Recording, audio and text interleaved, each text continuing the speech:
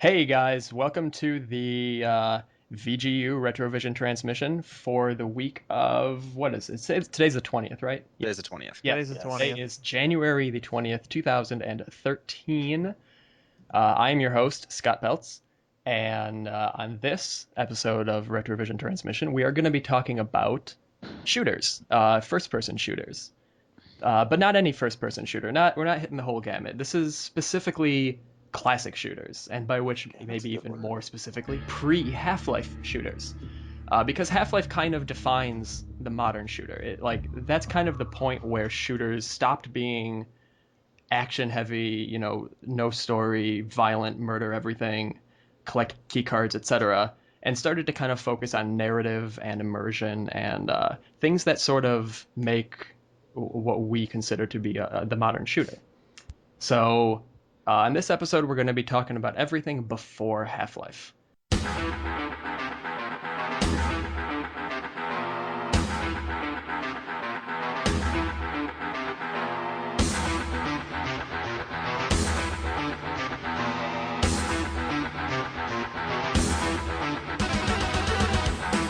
But before we get into that, why don't we kind of just introduce ourselves here, because we have a bit of a bigger crew than we did last time. So, yeah, well, how about everyone says hello and introduces themselves? Why don't we start with James?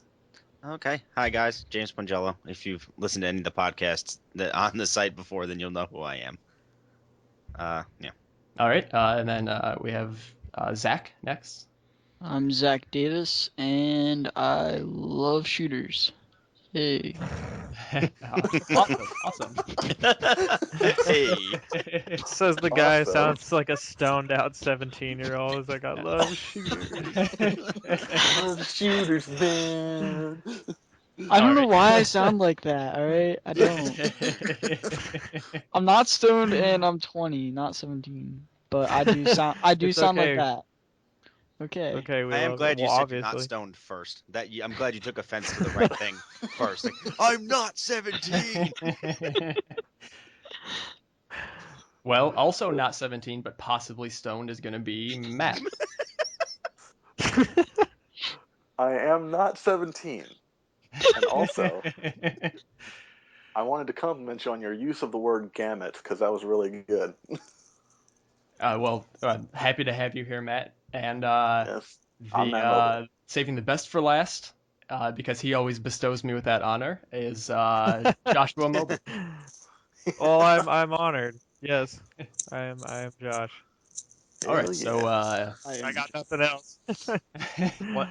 It seems like James had the most to say about himself, so I did. He's like, I'm James. I'm 24 years old. I like long walks on the beach. I'm 24 years old. I'm an alcoholic. I'll have to make sure Oh, everyone oh, oh. prepares more next time. Yeah, I But didn't know we were yes, doing that. but yes. So pre Half-Life shooters, the first-person shooters are pretty popular today. I think we'd all agree that they dominate this generation, right? Like that's kind of the defining genre. Oh, I'd yeah. say that and like Western RPGs Mm-hmm. Oh, would like dominate. Elder Scrolls and all that. Like Elder I'm Scrolls following and Sure, Fallout and stuff. sure, yeah. you. Yeah. Yeah, but like Um, in terms of just, I think, like overall fan base and the people just playing it over and over again, I mean, everyone plays the Call of Duties. They break sales Yeah, charts every damn time they come out with a game. I know. sure. People I'm playing it complain right like, now. oh, you know, like, oh man, another Call of Duty, but then they buy it. So I Yep. don't know. Right. Need to get their life straight. Well, Anyway, yeah, but we I mean, said we weren't gonna talk about Call of I know. Duty. Yeah, well, And then the first thing we get into is Call of Duty. God! I sabotaged it. I want it. I yeah, want it on thanks. the record that I didn't screw it up this time. It was me, probably. Yeah, put down the reefer, Zach. Come on. Yeah, man. Man, what's a reefer? That's I got all kinds of chronic out here, like Amsterdamnesia. well. Anyway, Amsterdam. getting I guess back on topic. So Yes. Yeah. yes, Call of Duty, as popular as it is, was not the first-person shooter. Not really very close either. Uh, the first-person viewpoint was kind of relegated to RPGs for a lot of the early gaming life cycle. But one of the first games to really kind of get that first-person viewpoint down and focus on shooting things was a game called Maze War.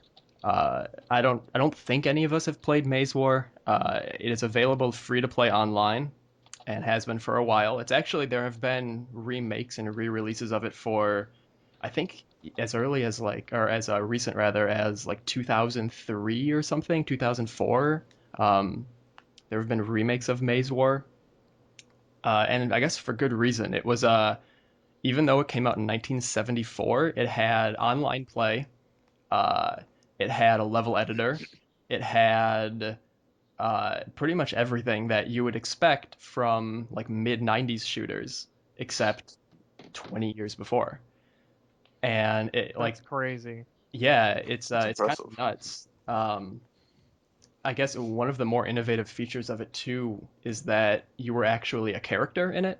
You're like a floating eyeball, but before that, That's characters sexy. were kind of represented as like dots or like ships. But this is one of the first games to represent characters as like organic things. Um, there was like a map that had like updated player positions. It had network play, though I think the network play was introduced later, like in some kind of like I don't know, not remake of it, but re-released version when the internet was actually a thing. Uh, and it had online chat, it had like everything. Basically, not only did it set the groundwork for a first-person shooter, but it set the groundwork for every feature that's prominent in a shooter in every online game. Uh, so shame on all of us, I guess, for not playing it. Well, Well, But shame us Shame for on being me. born too late. Yeah. just yeah. make me feel like shit, don't you? uh, Well, another game that came out right around the same time that I'd also like to touch on real quick, because I don't want to just talk about games we haven't played. The reason that you guys are on here is to talk about games that you have played. But there is one more I want to mention called Spasm, which was a 3D multiplayer game, and I believe that there was a guy going around trying to get people to prove to him that there was an earlier 3D multiplayer game by offering them like a cash reward for saying like show me an earlier 3D multiplayer game and I'll give you money. But no one's claimed the money. It was a 32 player online 3D multiplayer shooter. Which 32 players like that for consoles that is like the standard now, but like back in 1974 there was Spasm doing 32 players, which is kind of crazy. Some games can't even handle that now. Yeah. So Call of Duty. except Call of Duty. But Well, I mean, there's other games. No, there aren't. What are you talking about? well, but anyway, I just wanted to touch on those two. Those both came out in 1974 and are kind of the origin of the shooter. After that, kind of the next big one, next real big one, was a game called Faceball 2000, which Baseball Sorry. 2000. which was kind of a tongue-in-cheek shooter. You played as smiley faces. I played this on the Super Nintendo back in the day. There's also a Game Boy version that lets you link up like 16 Game Boys or something. Ah, yeah. Jesus, Wow. That's so something awesome. obscene like that. a LAN party. Yeah, I actually With our Game Boys. at the moment I work at a retro video game store, a local retro shop in here in Chicago. And Wow. there's a guy that comes in every couple of months and he buys every copy of Faceball we have gotten in since then because he's trying to have like the first Oh, I want in. 16 Oh my player gosh. Faceball match. Uh, so That sounds like the best thing ever. it's probably Sounds like it does do sound like Sounds it's like a something pain in that's the never ass. been done. Yeah, Guinness Book of World Yeah, Records but here we come. he's gonna be sorely disappointed when he finds out he's gonna need 15 other people. He'll probably I just could do it pay myself. people. He's just gonna go around. He's gonna send all of the Game Boys in a circle and just try to play it all himself.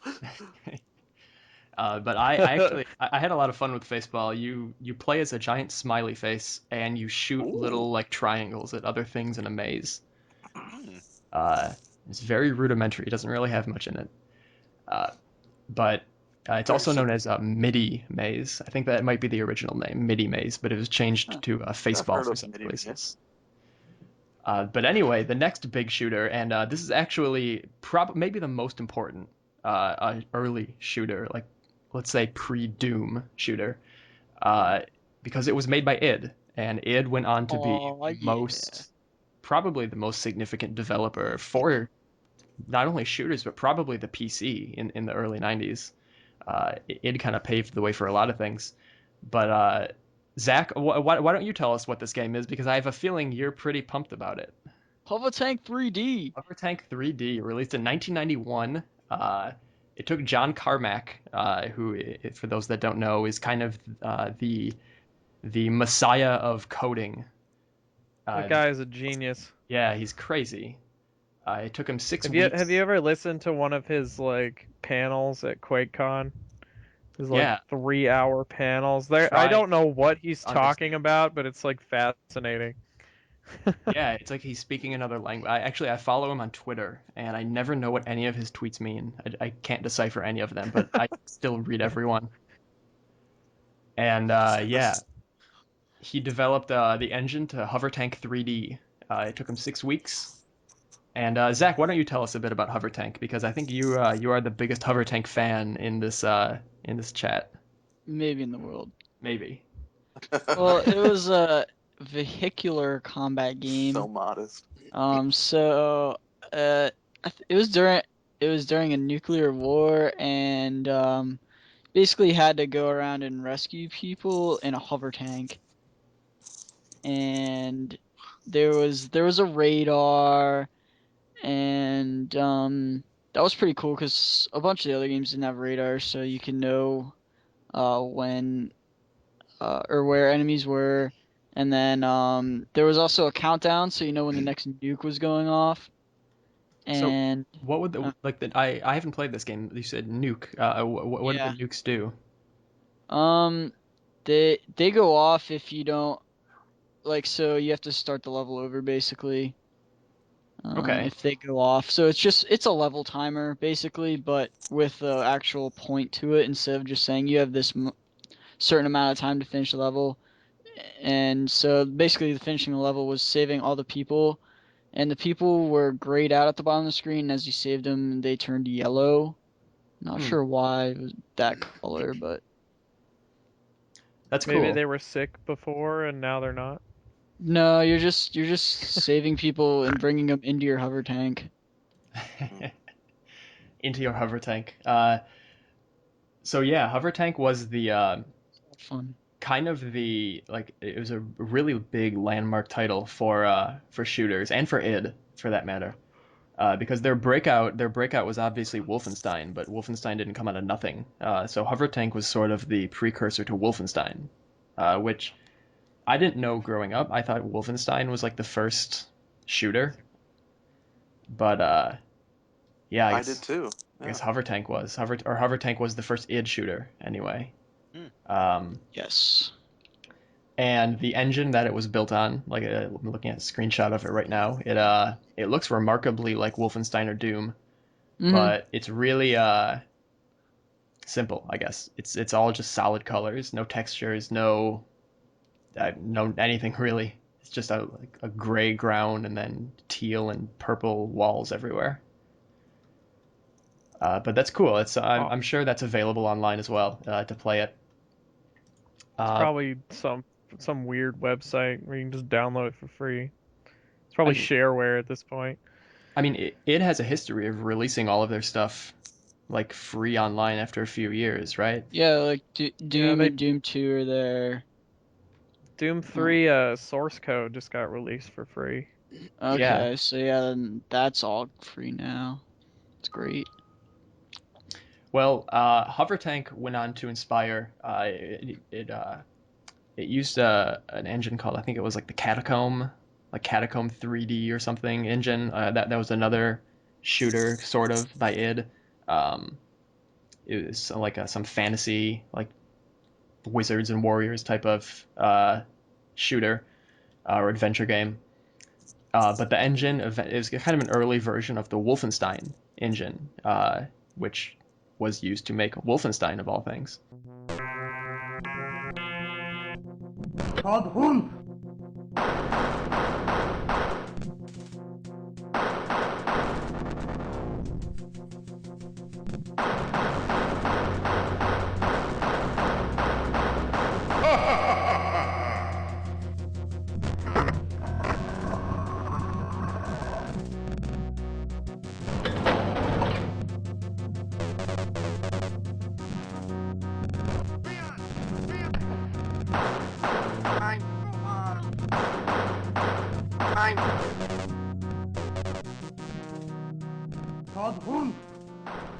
And that came out a year after Hover Tank. So I'm guessing all of us remember Wolfenstein. All of us played Wolfenstein.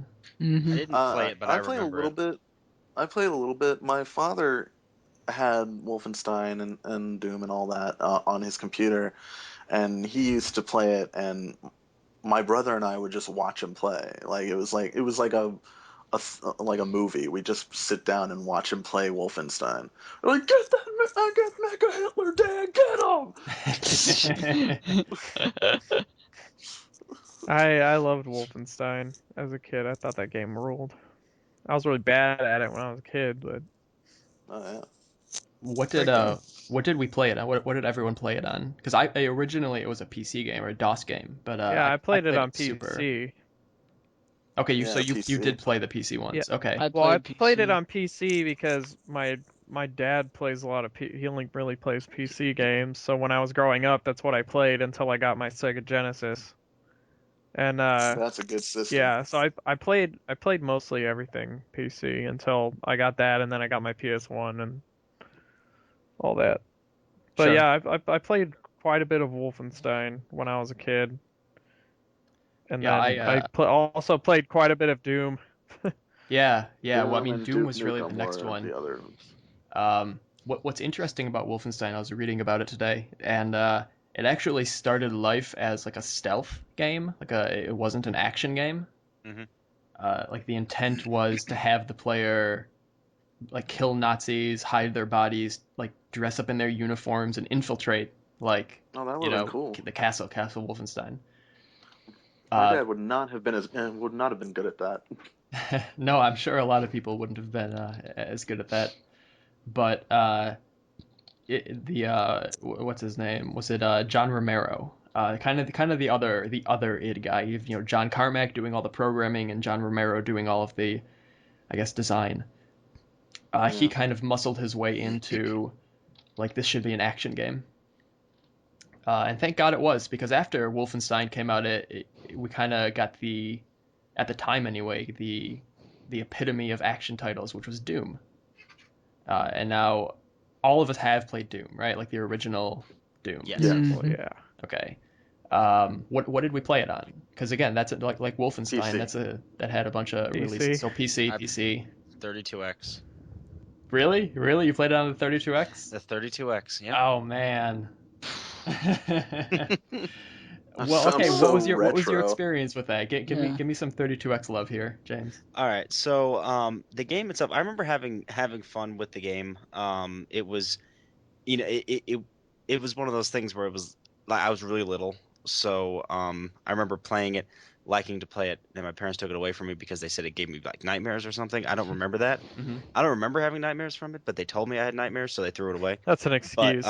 They yeah, threw it away. they did. They threw it away. But Dang. Awful. I always just remember not getting very far because I didn't exactly know where to go, and I was very Yeah. bad at like I was like not exactly hitting the things, but these things were powerful enough that I wasn't getting past them. Like I Sure. was shooting them, I was losing half my health, and I had no idea where to get the power ups and stuff, and I was just kind of running around in circles. I just remember the music over and over and over again, Oh and yeah. yeah. Fantastic music indeed. Dun, dun, dun, dun, dun, dun. So yeah, no, I mean, as a kid, it's hard to like really remember the quality of it, but in terms of like just the experience, it was something definitely different than anything I had played before. I'd never played any kind of like shooter game before Doom. That was definitely the first shooter I ever played. I think it was a lot of people's first person shooter. Wolfenstein was mine. You know what's funny about Doom is my dad actually told me I couldn't play Doom because it was like violent, demons and shit. Mhm. So he'd be like, you can't play this one. And I guess one day like my uncle was watching me, and I was only like, when did Doom 1 come out? Like 93. yeah, so I was Alright. like maybe 5 or 6. I was And 1. anyway, well, I was 5 or 6. It was a couple years Whatever. after. I'm not saying I played it in 93. Like, and I didn't know how to use a computer because I was little. So, It's not an excuse. I had to tell them like I want to play. I had to tell people like I want to play this game, and they would have to boot it up for me. So like You know, my uncle, I remember having to do that too. Get someone who Yeah. knew more about computers to get them to turn the computer on for me and get a game going. yeah, and so I told my uncle's like, "What game do you want to play?" And I just like, being a sly little kid, was like, "Oh, I'll play this," and in my head I'm like, "I'll only play for a little while. My dad'll never know, da da da." And I play, and then he just like comes home, and I'm playing, and he goes, "So you're playing Doom, huh?" And I'm like, "Yeah." And he goes, "I guess it doesn't matter anymore." So after that, he just let me play it. Yeah, I'm still Doom was chuckling at Zach's. That's not an excuse. It's not. I mean, You sound very offended by this, Zach. He just like slid Not it under there. excuse. Just like I was just a kid. That's not an excuse. That's no excuse. But yeah, Josh, on your point, Doom was a super controversial game when it came out. All the violence and gore in it. It along with like Mortal Kombat and Mortal Night Trap, Kombat. like those all kind of Definitely ain't true. inspired the ESRB that we have now. Doom definitely wasn't no Bible adventures. No, but though actually related to Doom, That'd be a cool mod, Doom Bible Adventures. it actually kind of exists. No way! It's Super Noah's Ark 3D. wow. I want to Let's download that. The James is having the time of his life. Ark 3D. yeah, Yo, it's the Oh my only, god. or one Oh. of the only anyway, like unofficial Super Nintendo games, like non-authorized Super Nintendo games, released by Wisdom Tree, who did like Bible Adventures and Journey to Exodus on the NES. Oh Mhm. yeah, I remember They were that. playing Yeah. Doom one day, and they're just like, "Hey, this would be a cool game." Hey, you know what this reminds me of? They don't even change the Ark. music. Noah and the Ark. That's what this reminds me of. They don't Really? even change the music. It's just you fighting like, it's just you as It's Jesus. just Like, go- You it's just like fight go- animals. You wander around the Ark with a slingshot, shooting like goats and cows. Yeah, like they're just going You shit trying to you kill him, play and he's you just play putting as Noah, and you have to fight him to sleep. unicorns and Sasquatches because they're all mad because they weren't allowed on the Ark. You're not real. Yes, we are. uh, Not on the But you list. won't be. so yeah, James, your wish is already granted. That's About ridiculous. 20 years ago, What wish? to have Bible Adventures Doom. Oh I want to do. Yeah. God, because I remember I saw that the footage on that Angry Video Game Nerd episode where he had Super Noah's That's Ark, right. Yeah, he did. and that one. that's where I know it from, and just oh my God, just what a ridiculous concept. Well, I mean, the Bible games themselves are like okay, but then to just clone Doom, right, or Yeah. Wolfenstein, No, Doom. to clone Doom, but just Doom. put animals and have it be Noah with a slingshot. It's just like it's so perfectly ludicrous. Well, the legend says that it actually worked on Super Noah's Ark 3D because the Doom port to the Super Nintendo was really bad, and there was like a lot of censorship around it and what have you, and they were upset about that. So they assisted Wisdom Tree in releasing this unlicensed Super Nintendo game. But I don't know that that's ever been proven to be true or not. But It's that's clearly true. you heard We it here first. immediately Man. It's regret true. our It's decision. But yeah, and Nintendo's like, we ain't actually, having none of that Doom on here. Doom Clone is kind of a good way to describe that game because that's kind of what shooters were called back then. After Doom came out, it was so popular and so Yeah. innovative. Everything Yeah, Doom was was a huge. kind of just called a Doom clone. You know, you had there was Star Wars Dark Forces Yeah. that played mostly like Doom. Duke Nukem 3D was even a Doom clone. Games like Yeah, I Blood. mean, that was a little more blatant, really. I mean, seriously. But who doesn't love Duke Nukem? Oh sure, Duke Nukem's great. Duke Nukem is fantastic. Didn't he And also then steal Duke some of his Nukem Forever lines happened. from Evil Dead 3? Yeah, he stole lines from I think all three Evil Dead movies. Yeah. And all kinds Evil of Dead action. 4 is coming out this year. Sidebar. Well, it's a remake, right? It's the Evil Dead Yeah, remake. it's a remake. Yeah. Yeah, Yeah. Oh. which I'm is alright. okay. Looks He's okay. like, well, never mind. Oh. Someone lied to me, whatever. Not a big deal. Did any of They'll us just ever die play today. any of the I guess maybe more popular Doom clones other than Duke Nukem, which I will talk about in a second, but games like Heretic or Rise of the Triad or Chex Heretic. Quest. Did any of us play Chex Quest? I played Do you, Heretic. do you try to find snacks in that I game? feel like I've heard of Heretic It's before. actually cereal. I might have played Heretic.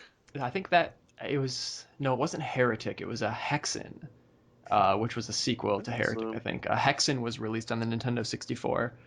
Um, PC. yeah, and PC, and Heretic was a PC game too. Um, so yeah, I mean, did I guess before we talk about Duke, did any of us play any of those like any Doom clones other than Duke? I've Nukem? never even heard of No. those. Yeah, this is the first I'm Heretic, hearing of these. But I remember playing Hexen quite a bit back in the day. I don't. I feel like I remember playing Heretic, but I don't know. But It's like Hexen. you're like a wizard or something or a witch. Yeah, I think I remember that. Yeah, I gotta look it up shot like Hexen was- magic. double check. Hexen was published by id. Yes, yeah. I gotta look it up and double check, but I'm It's pretty kind of sure weird I because did. eventually, like yeah, id started making what were essentially Doom clones. Uh, Yeah. just Doom again. Uh, but yeah, anyway, Kind of like Matt mentioned. Capcom and Street Fighter. They're just changing colors. Yeah, yeah, God, Capcom Adding had titles. so many different fighters in the '90s that were just. Wait, so Doom was the first Call of Duty. Doom was the first. Yeah, Doom was the first Call of Duty. Call of Duty is a Doom clone.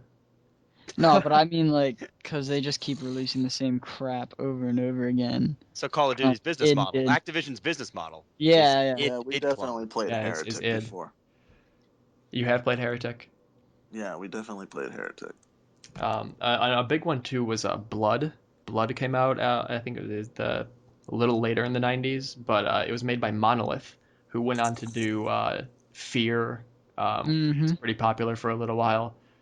Um, but yeah, Doom clones. But anyway, maybe the Oh, biggest name for Doom clones is Duke Nukem 3D, as Matt mentioned a little while ago.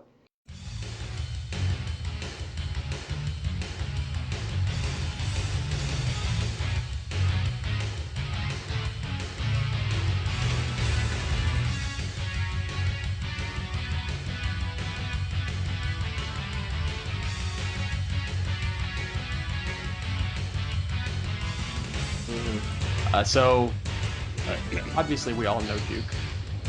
Of course. Despite I mean, this generation kind of knows him for a much worse game. yeah, I mean Duke Nukem 3D was the third Duke Nukem game.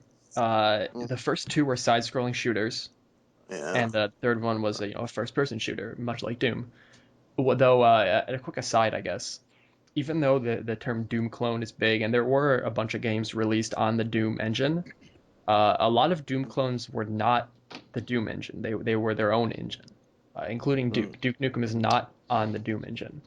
It's a thing called the Build engine, and it's a little more sophisticated than the Duke Nukem engine. You can, I think you can look up and down. I think you can look up and down. Maybe not in Duke Nukem. Do any of you remember if you can look Man, I up and down? remember in Duke? when you couldn't look up and down in Doom. Yeah, yeah. it's I completely forgot about And I that. remember it being blown away when my dad was like, "I got this new game, Quake. You can use the mouse to like look up and down and shoot." And I was like, "I don't like this." And then That's eventually, I mean, crazy. yeah, I was like, "This is crazy. This is too much to think about."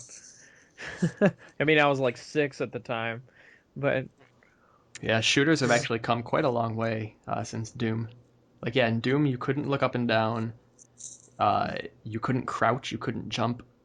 Hmm. All you could do is walk around. Though Doom, you could.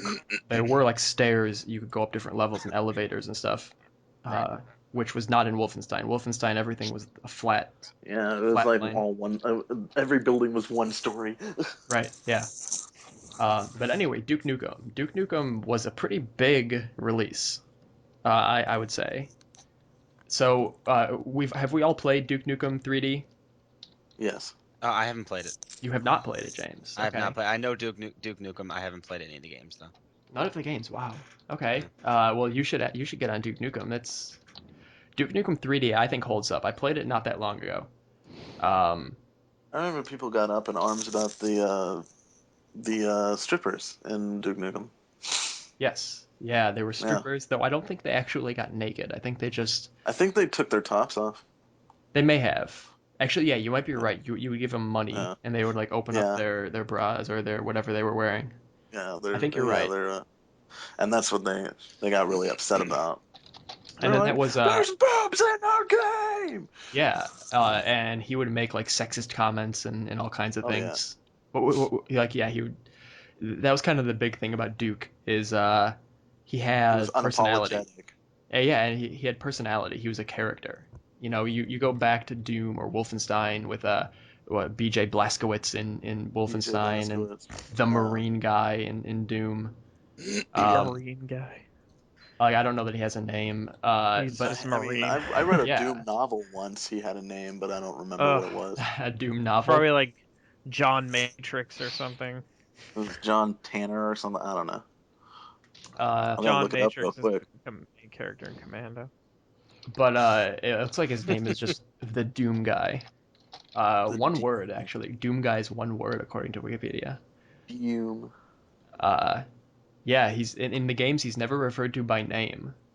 There's never a name for the Doom Marine because he's supposed to be you. Hmm. But Yeah, anyway, exactly. Duke Nukem is not you. Duke Nukem You're is like, Duke oh Nukem. man, I'm experiencing a whole nother reality right now. Whoa. Uh, and uh, and Duke was pretty big because it didn't have much of a story, but like again, it had character in it. It was funny.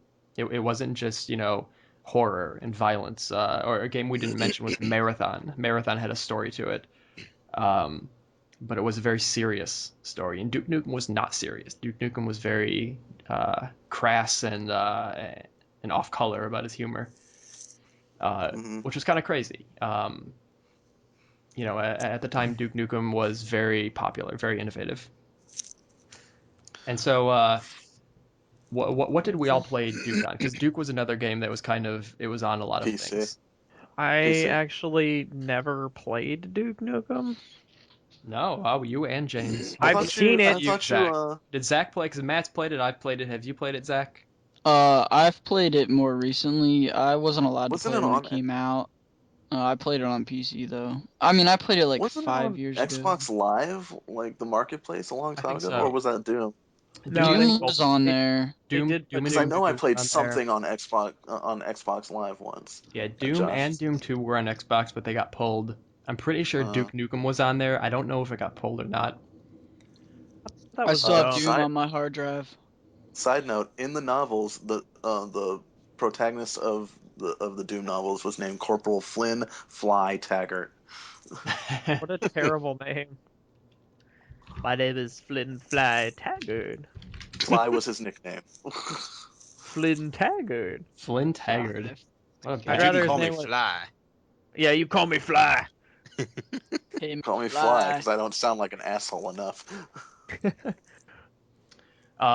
Well, anyway, so Duke Nukem was pretty big. It was It's released like on the killing Nintendo destruction. 64. It was released on the PlayStation. It was released on the Sega Saturn. It was released on the PC, obviously. Um, Mhm. but I think yeah. So we all played it on the PC or maybe Xbox Live, which I guess that's probably the right place to play it because Did any of us ever do multiplayer for Duke Nukem? Online multiplayer was kind of a big thing for that No. game. Well, No. Dial up, man. when I lived with my parents, we had dial up, and also Mhm. we also lived in the middle of nowhere. We lived in the country, so there was like really no one to play online with. Sure. Well, I mean, you guys say dial up, but that was kind of the 56K was kind of the hot thing back then, Yeah. Yeah, You had but my you had mom was always on the 14.4, phone. 28.8, and then 56. My mom was always on the phone. You have no idea. Yeah. Yeah. Well, anyway, after Duke came out, now Duke was a 2D game. It had 3D environments, but the characters and the guns were 2D. And actually, that's the case with all of these older shooters that we've talked about. They've all been sort of 3D, but a lot of their art assets were 2D. They're just kind of cleverly manipulated to kind of fake it, Incidentally, I don't know if it's the first, but maybe it might be. The first actual polygonal shooter was not a PC game, despite all these, all the shooter developments being on the PC. The first kind of polygonal shooter was on the PlayStation. It was a game called Jumping Flash. In America, anyway, there was actually a game that was before it that I believe was actually 3D by the same company. But Jumping Flash is a sequel to that game released here. It's kind of a platformer. Did any of us play it? Any of us play Jumping Flash? I remember seeing it a lot, but Wait, I don't even Sounds I've never even familiar, heard but I of it. don't know what that is. that was in '95, right? yeah. What about I don't think I Geograph did. Seal? Yeah, was that? I think that was the game before Jumping Flash, like Yeah, that was by the same company. exact. Yeah, I think. So, yeah, I But don't have that was in access to their exact. Japan, so Yeah, yeah. Jumping doesn't Flash count. was the first one here. Yeah. That was on the PlayStation. It was more of a platformer than a shooter, though you could shoot things. Uh, it is the mirror's edge of its day, I guess. And Oh, man. another early one was Descent. I think Josh, you Yes. mentioned Descent, was it? Dude, I played the shit out of Descent and Descent 2. I freaking loved those games when I was a kid. I think, it's funny, I think I still have my Descent 2 disc, like laying around here somewhere. I gotta install that again and make a video, because that would be hilarious. That The was on game's probably, PlayStation, right? Yes. they did put it on PlayStation also. I never played it on PlayStation though. Oh, you played I the played the DOS PC, version. the, I played the PC one. I bet that game is like awful now, but back then it was freaking It was awesome. supposed to come out on the Wii, like WiiWare, but I don't know It if Really? would make that's a very good video. Who the hell would buy that? I would. That's the thing. Well, It's not what was Call up of with Duty Descent?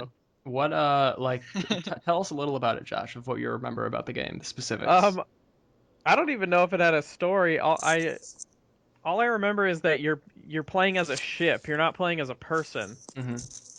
And it's got that Doom Wolfenstein kind of format where you got to find I got to find the red key to get through the red door and ultimately just find the exit to the level.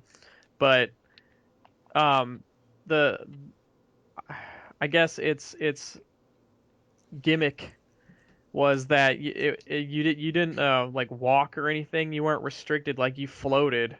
So you flew through all the environments and it was like zero gravity, so you could stop and like turn in all kinds of directions and stuff. So you had like a lot of freedom Hmm. inside of the small box. So Yeah, I don't know. you said that you play as a ship. Did it take place in space, or It, was it like it inside was of like it was corridors? like in space, and but it was in a ship also. Like it was in a larger ship.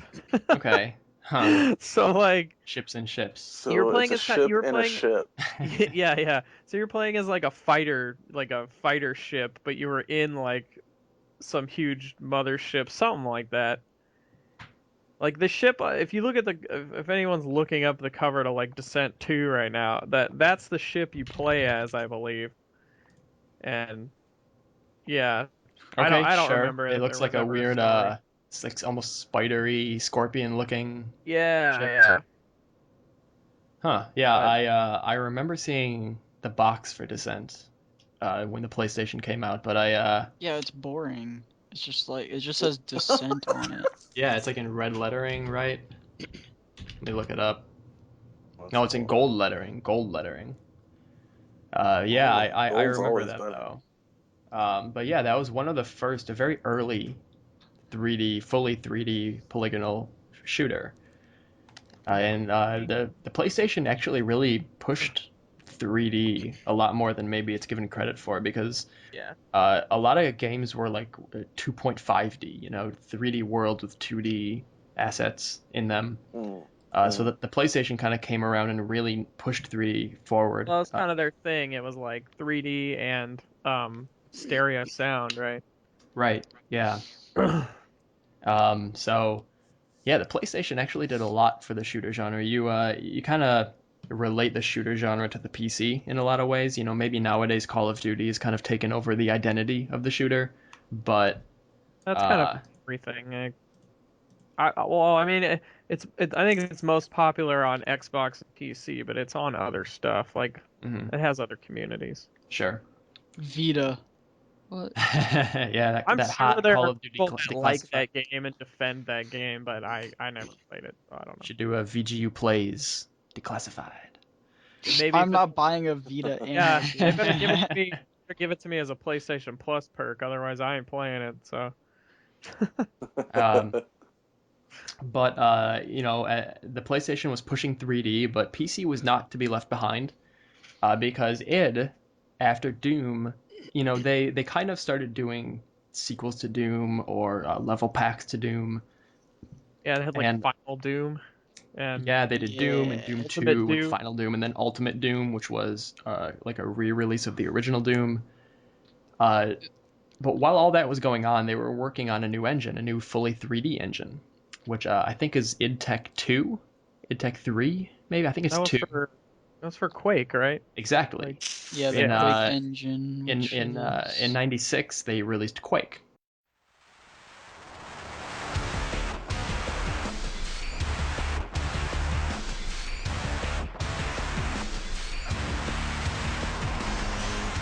it's just on the Quake engine. That's what it's called. Um, yeah, they renamed all their engines not too long ago. Uh, Be like id Tech one, okay. 2, 3, 4, 5. But I don't know which one Quake is. But yeah, we'll say the Quake engine. Um, Quake came out in '96 as a fully 3D shooter, and kind of where it made a mark, apart from games like Jumping Flash or Descent or other 3D shooters kind of mimicking those early ones, is that it was really fast. A lot of 3D games at the time, like I'm sure a lot of us uh, remember early 3D games being very slow and muddy and kind of hard to control. Yeah. Mhm. Um, Descent. Descent, yes. Um, Quake wasn't that. Quake was really fast. It was very snappy. And actually, jumping back for a second, that was kind of the defining feature of Doom as well. It was very fast. Yeah. And Quake kind of came around and was fully 3D. It was really fast. It had tons of enemies and violence and shooting and a bunch of flash and a very strong focus on multiplayer, online multiplayer, because the internet Oh was yeah. really exploding in the '90s. So Quake took that and was like, hey, play online, with this great game. Yeah. And I didn't get into online gaming until BattleNet, until like I got oh my own sure, BattleNet account because people who know me know that I'm a freaking Blizzard fanboy and I've been playing those games since I was a child and BattleNet was, man, I was all over it. But yeah, BattleNet was pretty big. BattleNet that was it, kind of I don't know that it was the first, but it was one of the first like centralized, organized online networks.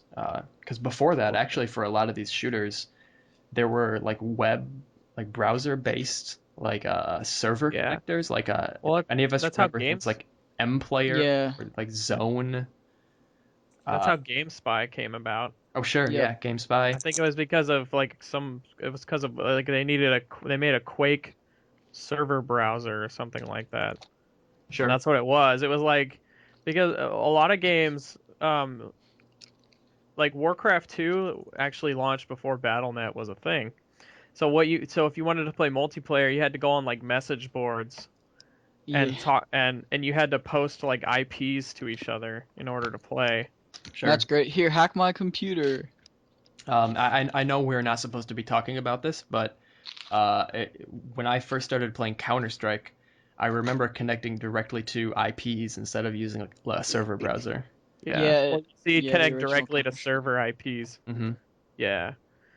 Yeah, well, they did that, and then eventually, they did Battle.net. But I know that for most games, yeah, like you said, there were a bunch of other things, and then for Quake, these guys got together and made like the GameSpy server thing, and it was like you if you had a server, you submit your IP address to it, and then people could find your server Mm-hmm. on there, and that kind of led the way to what we have now. Yeah, Quake was incredibly innovative in a lot of ways. Not only was it a well-made first-person shooter, but it was fully 3D, and it had, incredibly groundbreaking online play. And great mods. Team Yes, I was Fortress. just about to bring that up. Sweet. The other big imprint that Quake made was the modding community. Like Doom had a lot of maps, custom maps, which had custom assets in it. Like James, we were talking about the Ghostbusters map for Doom, and it had a lot of stuff like that. But Quake had full-on mods, like complete total conversion mods. And Team Fortress is definitely the biggest one that came out. Now Team Fortress is a Valve property, but it started Yeah. off as a mod to Quake. The original Team Fortress is a Quake mod, and that was the first game to really, like, I don't know if it was the very first, but it's at least kind of the one we remember as the first to have a class system, where each you jump into a game, you pick one of 9 classes, and that class can do different things. Instead of having weapons you find on the map, your class has a preset weapon configuration, and that was pretty huge because games like Battlefield wouldn't exist without that, or the perk system in Call of Duty wouldn't exist maybe without Team Fortress. Yeah. Uh, I wonder if people still play Team. I know that Valve sells like the standalone Team Fortress 1. There, uh, yeah, team, well, they but sell Team Fortress Classic, which is which is actually different. it's a port Oh, of the mod to the Half-Life engine, ah, and It runs better, but it people does. still play that. Yeah. And you have your crazy internet purists who say, Quake mod or nothing. But those people are stupid. those 20 And people. so Quake was huge. So now, did we all play Quake? Yep. Oh, definitely, Yeah. definitely. I Quake played No. one, Quake 2. Quake one, or did we jump into like Matt? You played Quake 2. I'm pretty Yeah, sure I my played brother and Quake I used to play it 1. on the Nintendo 64. Sure. Yeah, I Quake played on the PC. 64. I actually played quite a bit of Quake 64 with friends, like at my friend's house on that was pretty fun. But I remember Yeah, playing the original when we were Quake on rocking PC. Yeah. when we weren't rocking like Super Smash Brothers or Mario Kart, we were playing Quake 2. Hmm. Well, I It was a mean, lot of we fun. played so much Smash Brothers, but once again, that is conversation for another time. I mean, yeah, it's Smash Brothers, but yeah.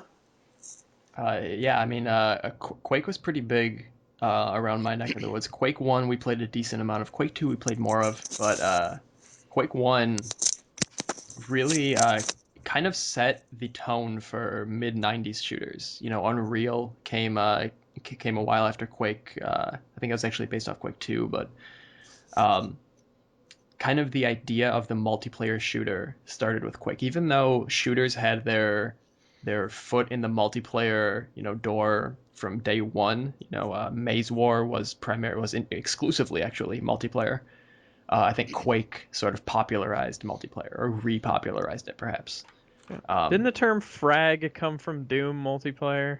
I believe it I did. heard I Yeah, heard that somewhere. yeah. We didn't really mention much about We don't Doom really use multiplayer. that anymore though. Um, but yeah, no, Doom No. Doom had multiplayer and Doom had good multiplayer too. But Quake had more of a focus on it. For Doom, multiplayer was kind of a side note. It was, this is an atmospheric, action-packed single-player game, and yeah, you can play online also.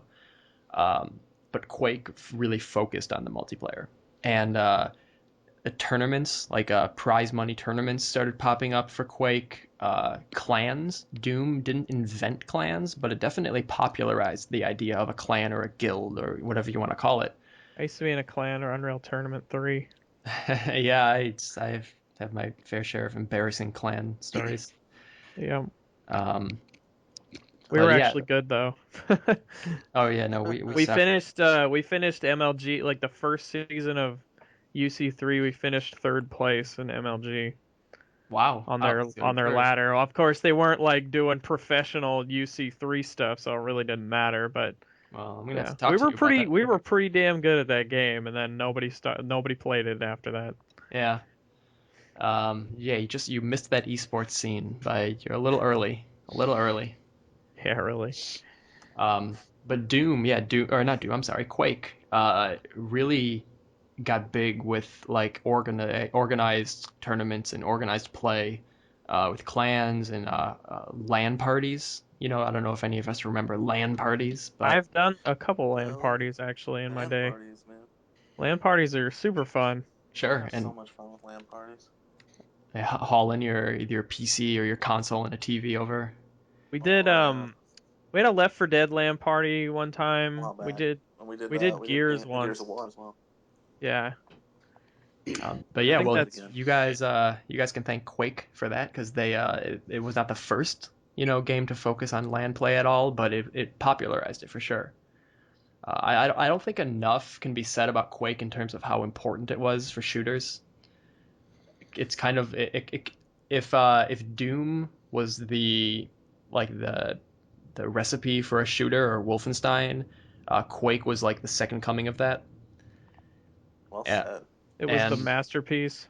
yeah, absolutely. Quake The 2 is Requiem. probably its masterpiece. But without Quake, you wouldn't have Quake 2.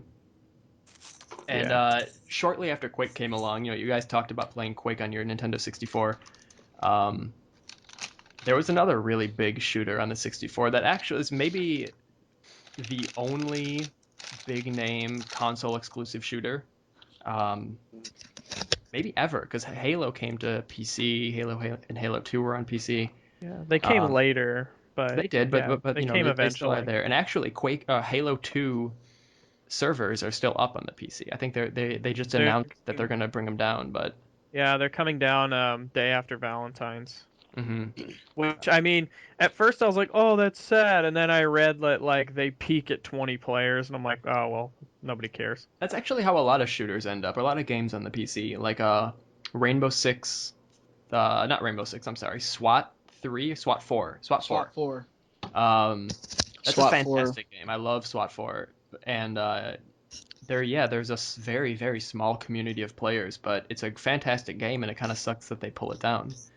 Um, but anyway, People figure out. Yeah. well, yeah, totally. I was People just, absolutely like, figure people it figure because out how to own their own servers. well, I Well, mean, yeah, there's a Yeah, SWAT has its own server client. It's not like Halo, so people can still run their own server. and the thing is, if Halo this is getting kind of off topic, but that's fine. If Halo has a LAN play option, you can use a client called Hamachi, which basically creates an artificial LAN setup where I've it used that tricks a before. game into thinking that, or it tricks your computer into thinking that it's connected to a direct connection, but it's actually the internet. So yeah, Halo 2 on the PC will very likely live on at the demand of the 20 players that play it. Weird random story. I actually used Hamachi once to like emulate a World of Warcraft server because I was trying to make like a World of Warcraft server that I could just play with friends. Like we could all get together on. This was in high school and it was a pain in the ass. So I stopped. I actually remember downloading the Warcraft or World of Warcraft beta client, or the alpha client, and jumping onto an illegal server. And I think that might have been through Hamachi. But anyway, the game I was getting at here was, of course, GoldenEye.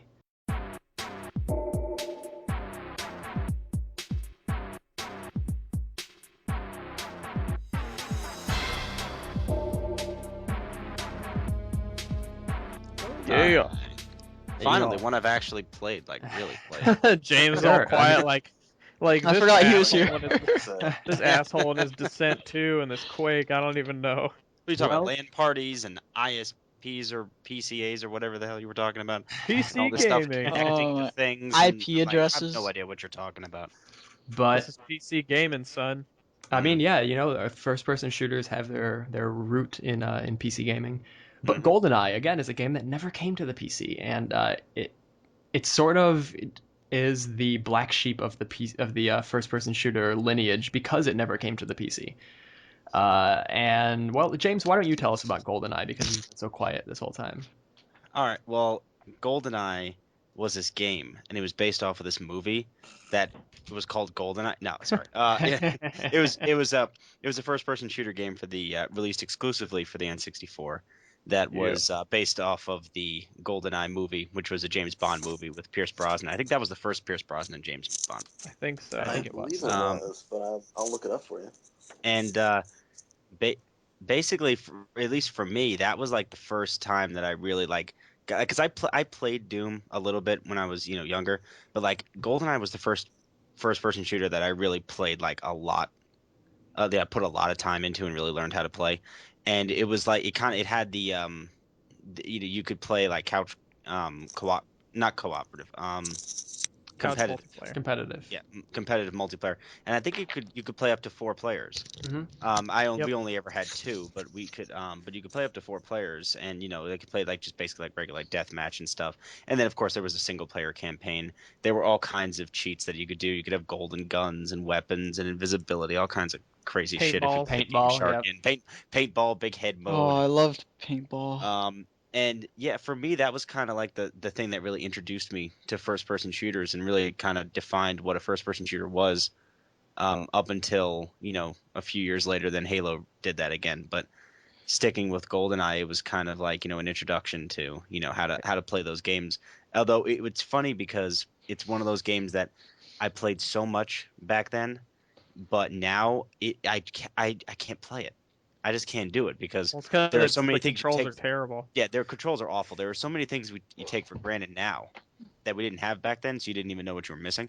That it's so difficult to aim. It's so difficult to play that game especially when you've played, modern, shooters like. Let's go back. Let's say Call of Duty again for a third or fourth time, even though we said we weren't going to talk about it. But it's, but yeah, it's Call of kind of Duty. yeah. It's at least for me like the introduction into first-person shooters, and it was, I think, pretty revolutionary in terms of how first-person shooters, grew from. And I think it also this because you did talk about how it was the one that didn't go to the PC.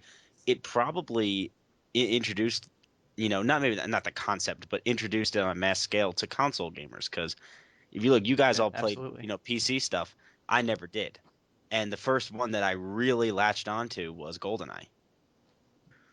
Yeah, Yes, GoldenEye was GoldenEye was the first Pierce Brosnan in It was. franchise. mhm. Yeah, well, Pierce Brosnan was what? GoldenEye, Tomorrow Never Dies. Die Um, Another Day. yeah, Die Die Another Day Another was Day. him. Oh, The World's Not Enough. World is Not The Enough. world is Yep. not enough. Um, but yeah, GoldenEye was I don't want to give it too much credit because I don't like GoldenEye. But Ooh.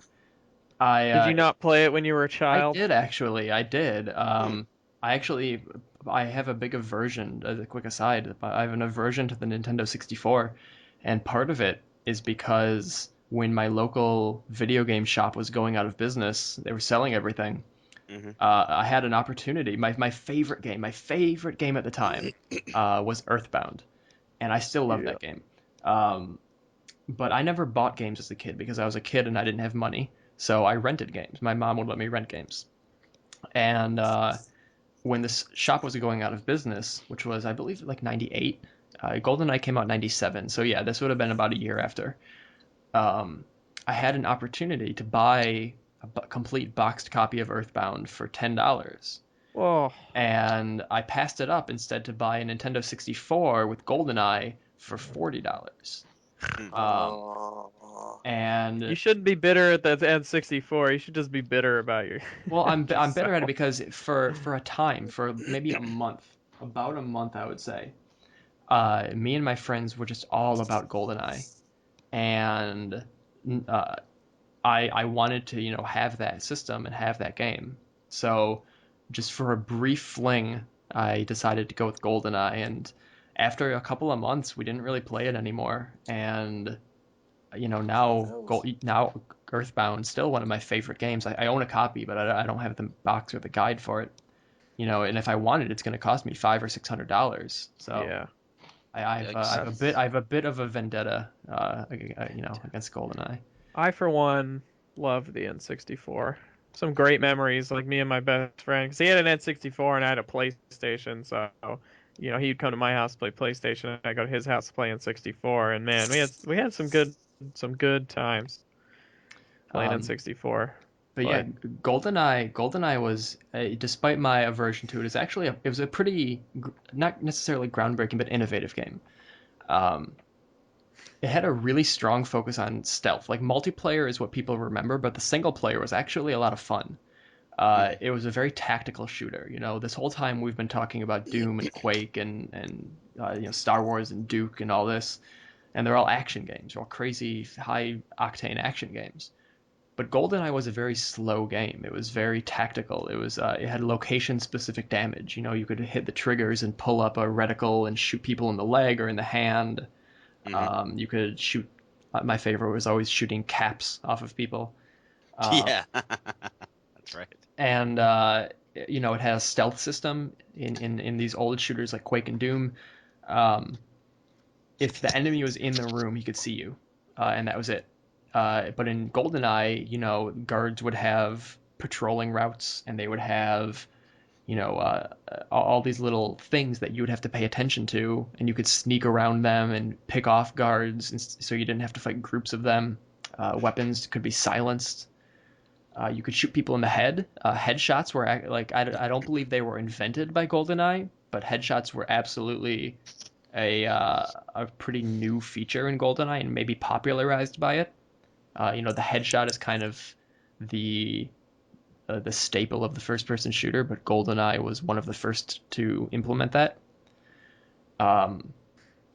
And it had a story. It had a relatively robust story. Admittedly, it was based off of a movie, based off of a novel, but it was still a story in a shooter, which isn't really something that was around at the time. See, you just reminded me when you said Star Wars that Star Wars Dark Forces existed.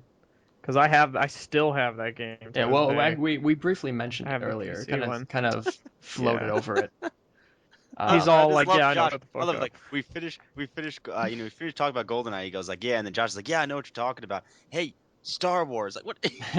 Well, it's because he Remember brought what we it said up. at the top Oh, of the show? yeah, we Remember never what we said talked at the about top of the Dark show, Forces. Josh? The whole No. fuck up thing. Well, but no, Interrupt him. He well, was done talking. Star Wars. We can go back to Star Wars for a second because actually, I was a big fan of Star Wars Dark Forces. I played it on the PlayStation, but yeah, it was kind of a cool game. Star Wars was cool at the time. Well, maybe it wasn't cool, but I liked it. At the time. And Star Wars what do you have anything to still. say about Star Wars, Josh, that you want to mention, or just you wanted to Uh, profess your love for the game? played the hell out of that game, but I had no clue doing. Um, I remember it being really hard. I'm sure if I played it now, it's easy as hell, but Hmm. I remember it being pretty difficult because like they didn't really tell you what you needed to do or where you needed to go or anything. It was just like, here you go, there's stormtroopers around here, so be careful. Um, Kill them Was a all. yeah, yeah. and you could crouch in Dark Forces, which you couldn't do in Doom. Dark Forces was a Doom clone, but it was one of the few to add features, like good features, like crouching. Um, so yeah, no, Dark Forces was a pretty cool game. Dark Forces and Duke Nukem are probably the two most significant Doom clones of its day. Leo. Um, Yeah. well, but anyway, yeah. So GoldenEye. So we all have memories of GoldenEye. Do we all have? Is it mostly multiplayer? Like James, you said multiplayer is what pulled you when you'd play with a couple of friends. Well, I played a lot of multiplayer with my brother, but I also played through the single player quite a bit. Hmm.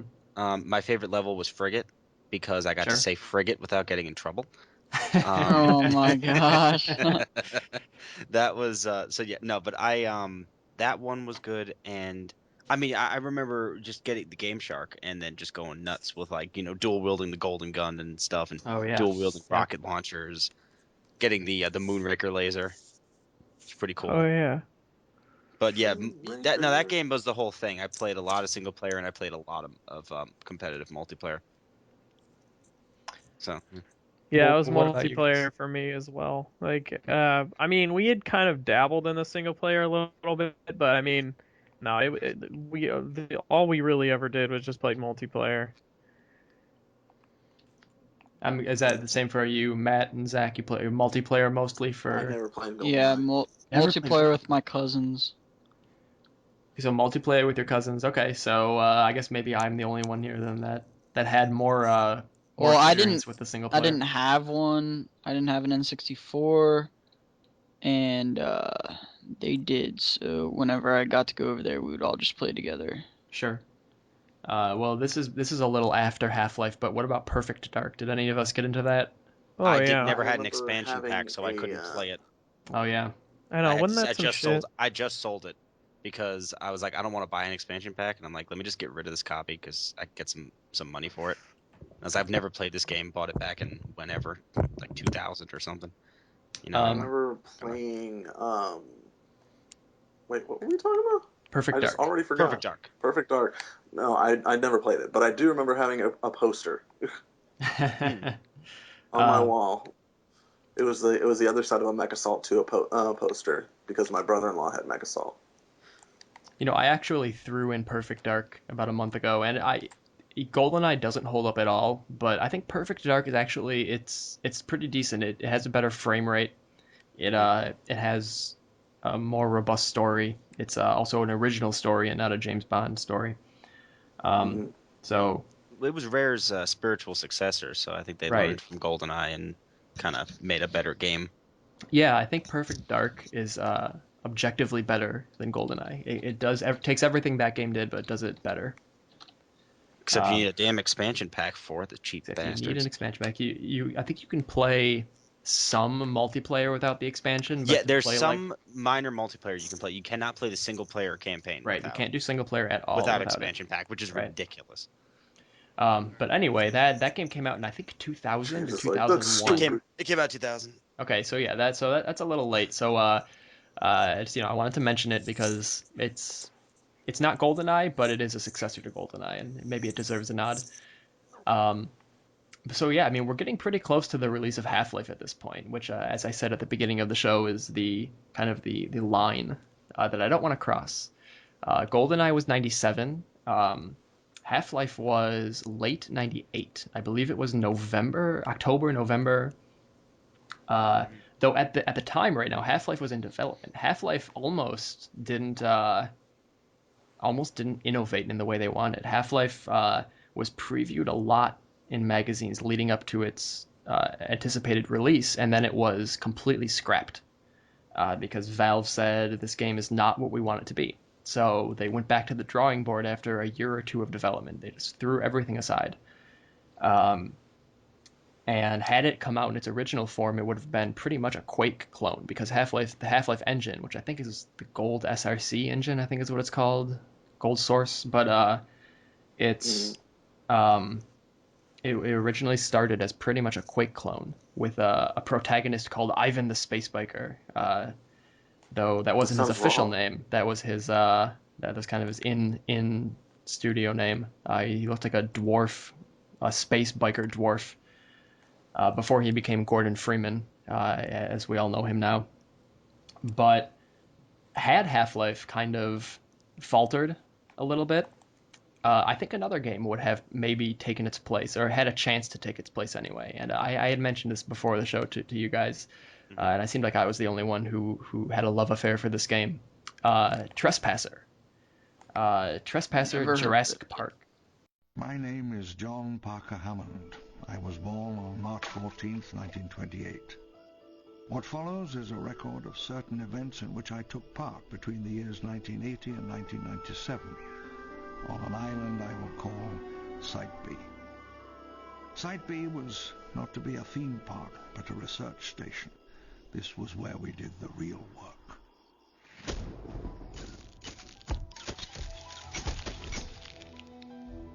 By 1989, International Genetic Technologies had succeeded in their design.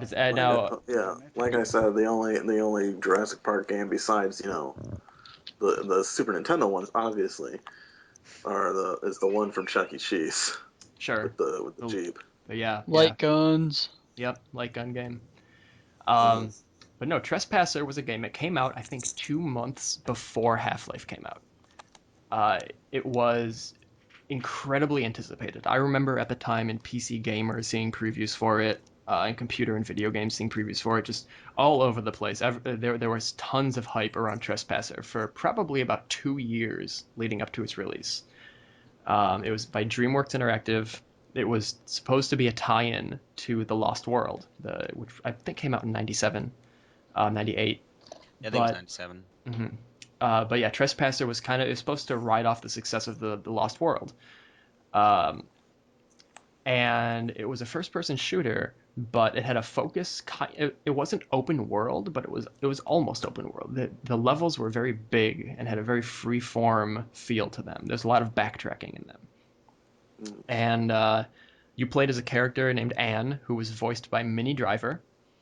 And it had oh man, I'm blanking on this right now. I should have done a little more research on this. Who was the old man in Jurassic Park? Who's the actor? Was it Attenborough? Damn it. John Hammond is Jurassic Park. Yeah, John Hammond is the character. Hang on. Looking it up. John Hammond. Well, Richard. Josh and I should know this. Richard Attenborough. Richard Attenborough. Richard Attenborough. Richard Attenborough. He did voice work for the whole game. He has the character of John Hammond is doing voiceover about the whole thing. It's under the guise of him having recorded like an audio diary, kind of his creation of Jurassic Park. It's basically him coming up with the idea of how to resurrect dinosaurs and how to get them into an amusement park and how to do all these things. And it's actually incredibly good voice work in that game.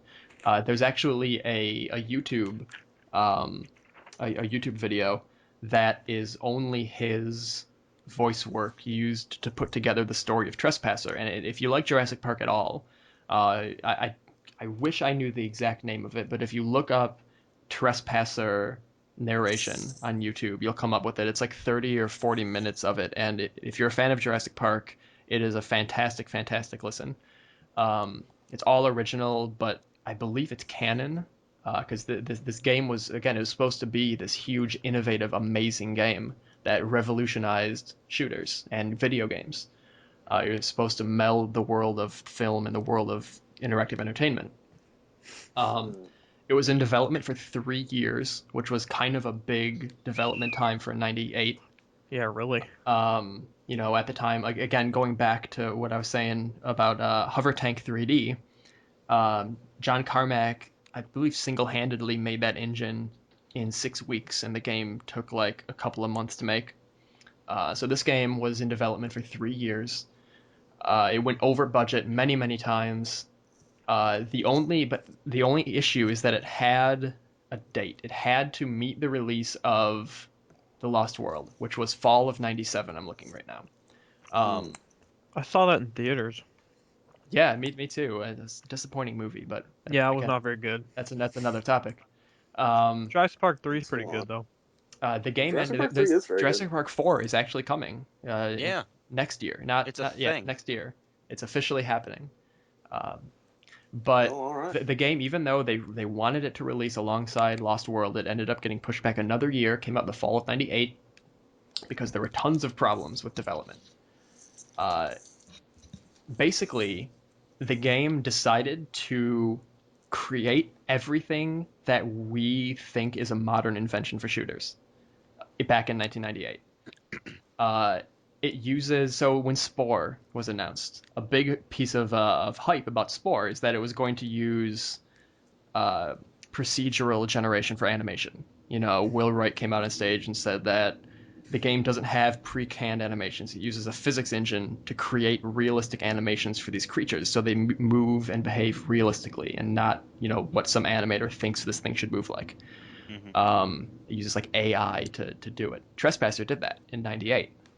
Trespasser didn't have animations in the game, the traditional sense. It was all physics and AI-driven animations. It used like procedural audio generation. So if a wooden box hits a metal floor, it would generate a sound based on wood hitting metal at the right speed to make a sound and throw it at the player, so it was immersive and realistic. Sounds like a lot of work for a licensed game. It is. Better It had a hierarchy and an ecosystem for dinosaurs on the island that would exist when you were not there. It had a robust physics engine, much like Half-Life 2 would have, a decade later. Everything in the world was governed by a physics engine, and nothing was like hard placed in the ground. Everything had its own weight and its own, its own materials tied to it, and you could interact with everything in the world realistically. It was essentially the most ambitious game ever created, and it fell on its face. It Oh. it So it has was a little too ambitious it was for the very, time. very ambitious. It had the crazy thing is it has everything that it claimed it was going to have. Just about half of it works. Mm. That'll do it. The That'll uh, make it a disappointment. yeah, the physics engine is kind of funny. The physics engine is the biggest problem with the game because the way it works is when two items collide, it uses a model where the hitboxes intersect with each other, and then they will both simultaneously push away from each other until they are no longer colliding. Uh, and because it's kind of buggy, what happens is there are lots of box puzzles in the game. So you try to put the boxes on top of each other, and at some point one of them will fling itself into the air and everything will fall over. Because it wasn't good. But all that said, the the game was ultimately incredibly innovative. Uh, Again, Half-Life 2 took the idea of Trespasser's physics engine and applied it to Half-Life 2, which ended up being a lot more successful. But without Trespasser, Half-Life 2 might not have had that inspiration or that testing ground almost for a robust physics engine. Far Cry and Shadow of the Colossus took inspiration from the game because Trespasser was very graphically intensive at the time. So in order to kind of let it work on older PCs, theoretically, it didn't actually work on older PCs, but they claimed it would work on older PCs because what it would do is trees and models in the distance would turn into 2D sprites. And when you got closer, it would convert them to low-res 3D models, and as you got closer, it would convert them to high-res 3D models. That's smart. It is. And Far Cry and Shadow of the Colossus both took direct inspiration from Trespasser in order to get these high res, intense games working on worse hardware, like the PlayStation 2 for Shadow of the Colossus. So Trespasser, it predates Half-Life, the original Half-Life, by a few months. I think like 2 or 3 months. And unfortunately, it was too ambitious for the time. But to me, it's one of I played it when it came out, and I loved the game, top to bottom. It is incredibly atmospheric. If you have to overlook the bugs, but it is a game you can get lost in. And I think had the game maybe scaled down the ambition a little bit, or had the original Half-Life not been scrapped and remade, a year before development, Trespasser could have been the game we were talking about now. This podcast could have been shooters pre-Trespasser. And there's actually I would encourage everyone to give Trespasser a try, just because it's kind of it's not objectively a good game, but it is a game that is very interesting to play. And there's actually supposedly a remake of it coming out. There's screenshots out there that are supposedly a Trespasser remake. Like fan made. I don't know. I want to say no. I want to say it's a commercial remake, but it's hard to find concrete information about it. A lot of it is speculating. But yeah, I mean, I would ask if you guys had anything to say about Trespasser, but I think I kind of said all of it, and I'm pretty sure you guys don't. So I don't think there's. I've never even heard of it. I think that you've said every word possible about Trespasser. I don't think there's another word that could be said about it. Well, I cannot say enough about Trespasser. I love this game. It is one of my favorite games, even though I know it's awful. Pretty funny. That's great. I don't even know what to say. But yeah, I mean, Call of Duty. Trespasser came out months before Half-Life, and then Half-Life launched in fall of '98 and kind of changed everything. And that's I guess where this podcast is going to end. I think we hit pretty much all of the major shooters, some that none of us have played, and some that all of us have played. Hmm. So yeah, I mean, Call of Duty. Call of Duty. Duty. Call of Duty. The next time Woo! you're playing Call of Duty, thank your I'm not- ancestors. Yeah, I'm not playing it anymore. I'm playing Counter-Strike.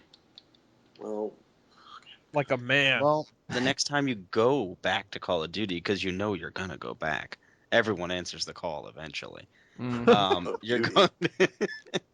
you're, then you could just remember this podcast and remember how awful Trespasser is.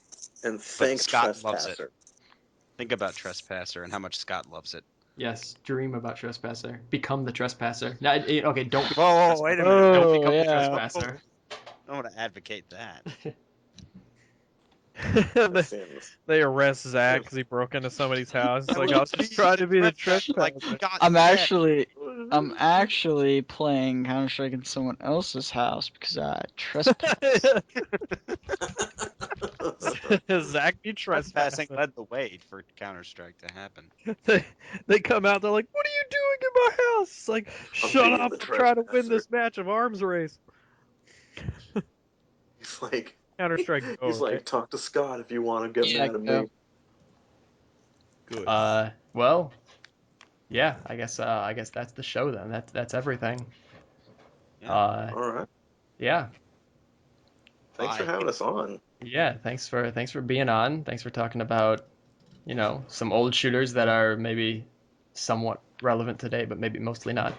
Thank you, Zach, for having something to say about Hover Tank 3D because I sure didn't. It'd be like, so who's played Hover Tank 3D? Me, man. Instead, he's like, Crickets. Zach's like, I've only played 3 games ever in my life: Hover Tank 3D, Call of Duty, and Counter-Strike. Counter-Strike. I mean, that's the majority of my gaming life. All 3 Counter-Strikes. Well, 4 if you count Condition Zero as a Counter-Strike. Or no, there's only 4. There's Condition Zero deleted scenes. Trying to That's what think. it is. Deleted scenes is the 4th one, which doesn't really count, but Well, we can talk about the Condition Zero deleted scenes perhaps some other time. But yeah, I'm looking at the next show. I think is going to be a little more broad, maybe. It's going to be the greatest game of all time, and it's going to be Ghostbusters. There you go. Spoiler alert. You'd be the Oh, only one on that show, buddy. I don't know about all of that. I will make a show It's about just- Ghostbusters It's by just an myself. audio file. It's just an audio file of James just talking about the Ghostbusters game for like an hour to to no himself. one. I've been toying around with the idea of doing a full playthrough of Ghostbusters, a video game, and literally just by myself and just spewing out my Ghostbusters nonsense that's for like disgusting. 6 hours while I play the James, I swear to God, if you do that, I will go. Well, you have it on 360. Never mind. I don't have an game. Xbox I anymore. have it on PS3 as well. You have both? But my brother bought it for me as a gag gift for Christmas last year. He was like, "Well, now you have it on the PS3 as well." Because I Oh, also have the good, Get it Wii. on your good. PlayStation 2 and Your your brother PSP. had the your brother had the clairvoyance. He's like, some asshole he's gonna work with is gonna want to play it with him. So I should get it for him. I swear to God, it's probably like $7 now. I will go pick it up and we'll play it. The multiplayer would be great because there's never anyone online. It's like I go like search the entire world and there's no one playing. Like, son of a playing. bitch! What if you found someone one time, like one person? Every now and then there are like the Ghostbusters fan sites that I Fans. frequent will do like a everyone get on Xbox and PSN and play. Are we still Although wait a minute, actually now that I'm thinking about I think the PSN servers might be down. We might not be able to play anyway, Josh. I think they might have taken the Oh, servers the off. PSN servers are back up. No, I mean for Ghostbusters. Oh, for Ghostbusters? I think they took those down. Well, regardless, I think it would be funny if, like, James could, like, broadcast his live stream it on Twitch and just we talk to him while he plays. We just watch him play. If I Well, could do that, I would love. You know, you can talk about Ghostbusters next week, James. If you can find a Ghostbusters that is a 16-bit RPG, because I think that's going to be the topic. Oh my god. You know, I will not I have stop a Ghostbusters talking. that's 16-bit, not an RPG. Well, no, He's it's like, not it's an got RPG. RPG elements. Does that count? There's you buy things. Does that count? He's like, technically, RPG stands for role-playing game, and I am playing the role of Venkman, so it is an RPG. Well, I love that explanation. then perhaps we That will was find a good. way to talk about Ghostbusters next time. I was Josh, gonna is do that do PC your RPGs, username? but we just talked about PC games for a long time, so maybe go I back need to the maybe just username, Josh. RPGs. So yeah, I'm thinking maybe in 2 weeks from now, 16-bit RPGs I think will be the topic. And Maybe the Ravens will have Awesome. won the Super Bowl, baby. Ravens will have lost the Super Bowl. So yeah, this has been the VGU.TV Retrovision Transmission. Do you have a list of our contact information, Matt? I Oh, are do we have a gonna list of your cut that contact. whole middle part out? I didn't know we were still on this. We are. I do Yes. have a list. I do have a list. That's why in the Well, you know, middle of, Zach, you could have said nothing and it wouldn't have been ruined, but now you said something. that's why in the middle of this, I was like, are we still recording? And like, no one answered. Did I you say didn't that? hear you. Yes. No one heard This is you. the kind of podcast that I just randomly hit stop at some point, and then that's the end of it. That I'm sounds gonna. The music just plays over. It's like the end of that Beatles song Just where they just talking. stop in the middle of like they're just playing music and then they just like they cut the audio off like in the middle of.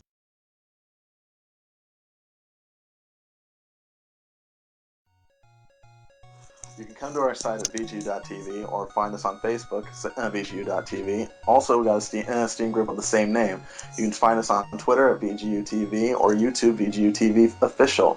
Or if you want to tweet at us individually, Josh is at PacPunk, PACPUNK. James is at James Pungello, PUNGELLO.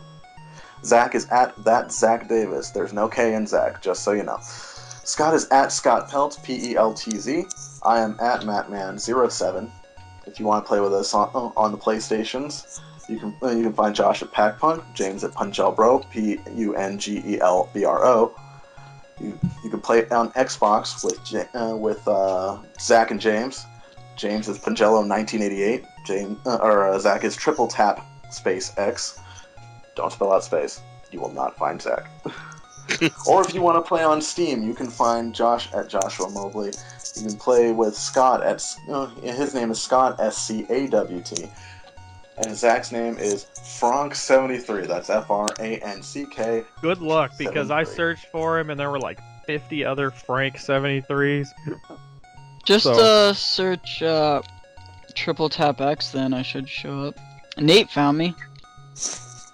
Good luck with finding Zach on Steam, man. This has been the I know, he Retrovision hasn't- Transmission. Thank you very much for joining us, and we'll see you next time.